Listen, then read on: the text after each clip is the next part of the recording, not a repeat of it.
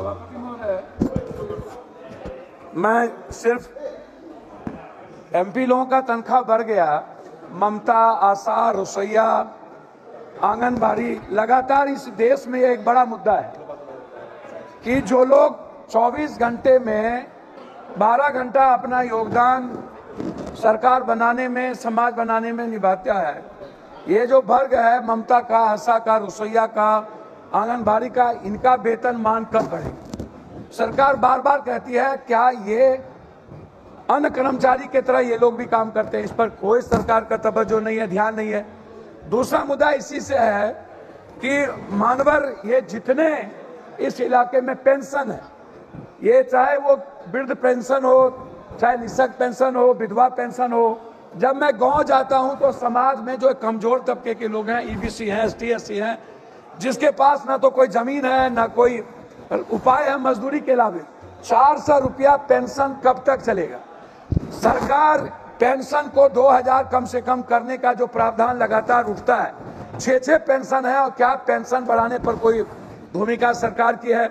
मेरा सरकार से आग्रह है कि लगातार देश भर में आंदोलन हो रहा है, चाहे पेंशन के मुद्दे हों, चाहे ये वेतनमान बढ़ाने का मुद्दा हो, चाहे कल्याण छात्रावास से लेकर, स्कॉलर से लेकर, छात्रवृत्ति से लेकर के बच्चों का बढ़ाने का छात्रवृत्ति का मुद्दा हो, कि क्या सरकार कभी जो मिडिल क्लास के बच्चे हैं, एसटी, एससी बच्चे हैं, कल्याण छात्रावास के जो बच्चे हैं, जिसका स्कॉलर बंद कर दिया गया, जिसको छात्रवृत्ति बढ़ाना था उसको रोक दिया गया, तो सरकार से मैं मांग करता हूं कि हर कीमत पर जो हमारे आशा या ममता या रसोईया, उसके वेतनमान को बढ़ाया जाए, साथ साथ पेंशन को बढ़ाया जाए और छात्रवृत्ति को।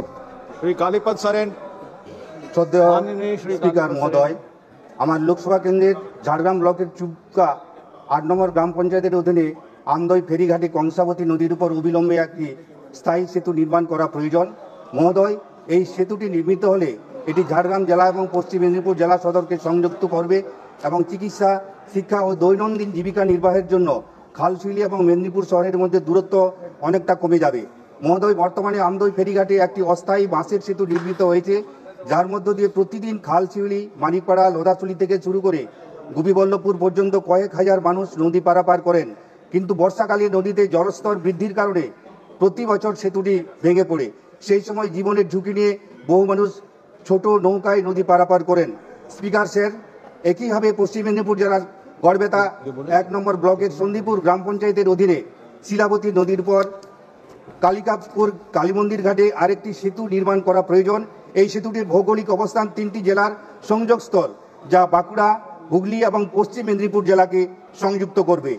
এই সেতুটি নির্মিত হলে মেদিনীপুর সদরের দূরত্ব অনেকটা কমে যাবে এবং শিক্ষার্থী, রোগী এবং নিত্যযাত্রীদের যাতায়াত অনেক সহজ হবে এবং সময়ও অনেক কম লাগবে।